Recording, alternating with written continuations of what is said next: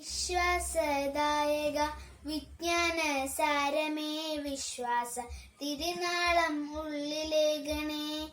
വിശ്വാസദായക വിജ്ഞാന സാരമേ വിശ്വാസ തിരുനാളം ഉള്ളിലേകണേ.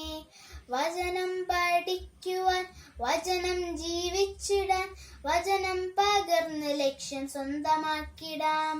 വിളവേറിടുന്നവേ വയലായൊരുക്കണേ. വിശുദ്ധിയെ ലക്ഷ്യമാക്കി മുന്നേറിടാം. വിശ്വാസദായക വിജ്ഞാന സാരമേ വിശ്വാസ തിരുനാളം ഉള്ളിലേകണേ.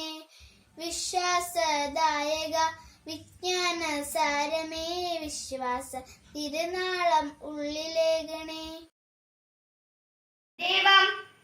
ദൈവം എന്റെ പിതാവാണ്. യേശു എന്റെ രക്ഷകനും നാഥനുമാണ്. പരിശുദ്ധാത്മാവ് എന്നെ നിത്യവും നയിക്കുന്നു. ദൈവരാജ്യമാണ് എന്റെ ലക്ഷ്യം. തിരുസഭ എന്റെ മാതാവാണ്. കത്തോലിക്ക സഭയിൽ അംഗമായിട്ട് ഞാൻ അഭിമാനിക്കുന്നു. സത്യത്തെ അടിയുറച്ചതും നീതിയിൽ സന്തോഷിക്കുന്നതും സ്നേഹത്തിൽ നിലനിൽക്കുന്നതുമായ ജീവിതം നയിക്കാൻ ഞാൻ ഒരുക്കമാണ്.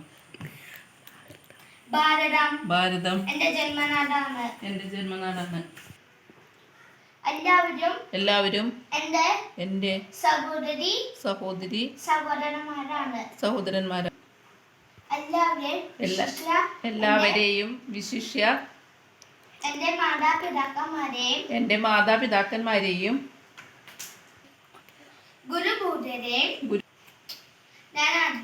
ഞാൻ ആദരിക്കുന്നു. സഭയോടൊത്ത് നാടിനു വേണ്ടി ഞാൻ സേവനം ചെയ്യും.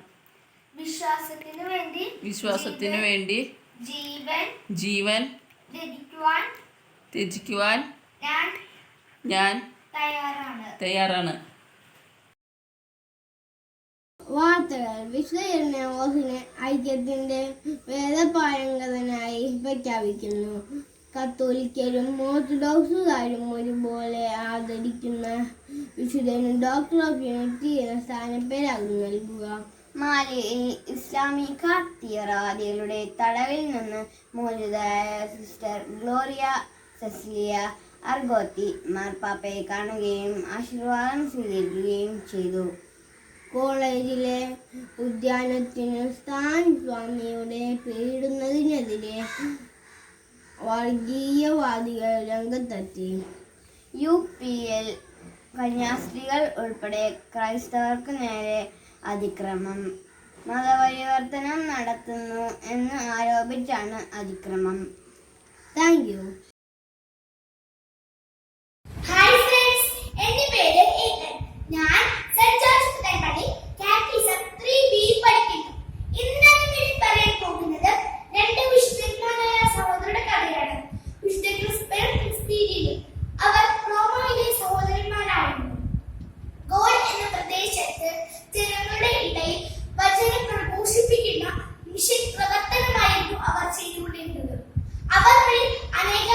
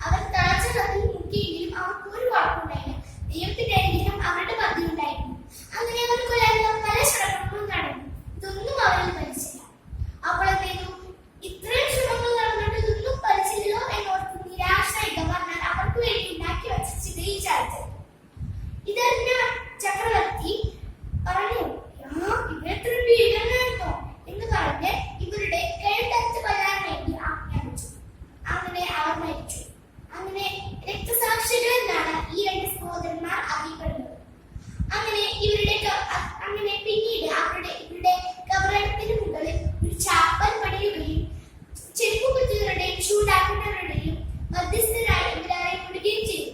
അപ്പോൾ എന്റെ കൂട്ടുകാരെ, ഈ കഥയിൽ നിന്ന് നമ്മൾ എന്താ മനസ്സിലാക്കണ്ടേ? നമ്മൾ വിശുദ്ധിയോടെ ജീവിച്ച വിശുദ്ധന്മാരാണെന്നത്.